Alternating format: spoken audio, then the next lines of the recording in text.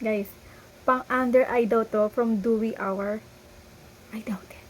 Yung una, mga 2 weeks ko, under eye ko talaga yan. Mga 3 times inombi ko lang ito ginagamit. Pero, napansin ko, every time na nagigising ako sa umaga, ang ganda ng skin ko dito. Tapos, parang, kumbaga glowy yung skin ko dito. Tapos yung isang gabi, sabi ko, why not na itry ko sa buong mata ko, sa buong paligid ng mata ko, sa noo ko kasi nga wrinkled. Ano rin to eh, pampaano rin to ng wrinkle, pampumoisture.